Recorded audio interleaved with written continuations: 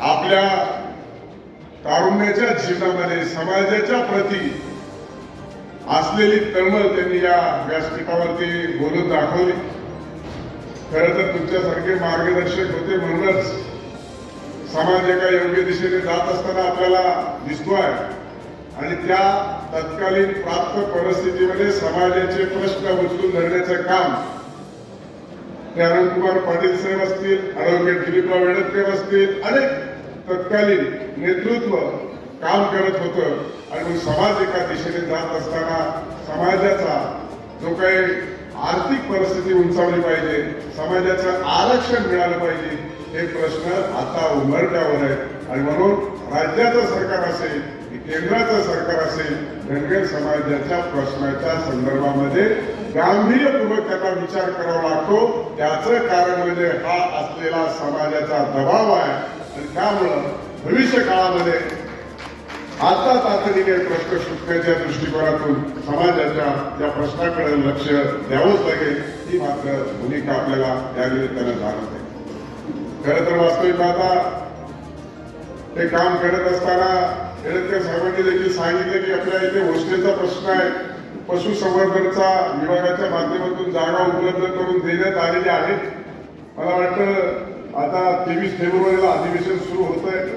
त्या निमित्तानं संबंधित मंत्री महोदय, मला वाटतं आपण अमरावतीचे असल्या कारणानं त्याच्यामध्ये मी आणखीचं काही जास्तीचं सांगावं अशी परिस्थिती नाहीये. त्यामुळे प्रश्न उपस्थित केल्याच्या नंतर प्रश्नाला कसा न्याय द्यायचा, सरकारकडून कसं उत्तर घ्यायचं हे आपल्याला सगळं चांगलं माहिती. आणि नाही दिलं तर शेवट माझा आदेश चालतोच. आदेश म्हणा की निर्देश म्हणा, निश्चित स्वरूपामध्ये देऊ. शेवटी समाजाच्या प्रती देऊ केलेली जमीन आणि ती आपल्याला होत करून मुलींच्या शिक्षणाकरता उपलब्ध करून द्यायची आणि त्यांना चांगल्या प्रतीचं उच्च दर्जाचं शिक्षण मिळालं पाहिजे, ही त्या मागची भावना वेडतकर साहेबांनी आपल्याला सांगितलेली आहे. निश्चितच हे सगळं सांगत असताना अतिशय धनगर समाजाच्या माध्यमातून हा कार्यक्रम आयोजित केला. कार्यक्रमाची सुरुवात सुद्धा धनगरी नृत्याने केली. आणि म्हणून आपली प्रथा, परंपरा, संस्कार आणि संस्कृती या निमित्तानं पुन्हा एकदा वृद्धिंगत करण्यासाठी या कार्यक्रमाचं सातत्यानं नियोजन आयोजन करणं आणि त्याचा आपल्या समाजाला चांगल्या पद्धतीनं फायदा व्हावा आणि समाजाला एकत्रितपणे एका दिशेने एका विचाराने घेऊन जात असताना समाजाचा सुद्धा दबदबा निर्माण व्हावा आणि समाजाचे प्रश्न मार्गी लागावेत या दृष्टिकोनातून हा राज्यस्तरीय मेळावा अतिशय महत्वाचा आहे. भविष्य काळामध्ये देखील हा राज्यस्तरीय मेळावा आणखी याची व्यापक भूमिका घेत आपण हा राज्यस्तरीय मेळावा आयोजित केला पाहिजे. त्या दृष्टिकोनातून आपण प्रयत्न केला पाहिजे. समाजातील जे दानशूर व्यक्ती आहेत त्यांनी देखील या राज्यस्तरीय मेळाव्याला सहकार्य केलं पाहिजे. शेवटी सहकार्य केल्याशिवाय कोणतीही गोष्ट पुढे घेऊन जाता येत नाही. आणि मला या निमित्ताने सांगायचं आहे, वेडतकर साहेबांनी सांगितलं की समाजाच्या प्रती आपण एवढ्या मोठ्या संख्येने जमत नाही, परंतु ज्याला जे शक्य आहे ते त्यांनी केलं पाहिजे. प्रत्येकच माणूस रस्त्यावर उतरू शकत नाही, प्रत्येकच माणूस उपोषण करू शकत नाही, पण प्रत्येकच माणूस कोणती ना कोणती मदत करू शकतो.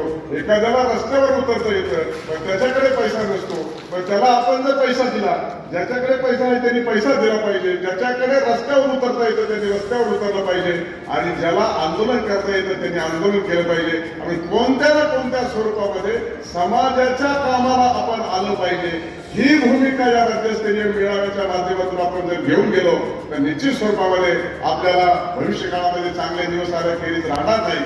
आणि म्हणूनसाठी खऱ्या अर्थानं हा राज्यस्तरीय मेळावा होत असताना आपण ही भूमिका घेऊन जाणं आवश्यक आहे.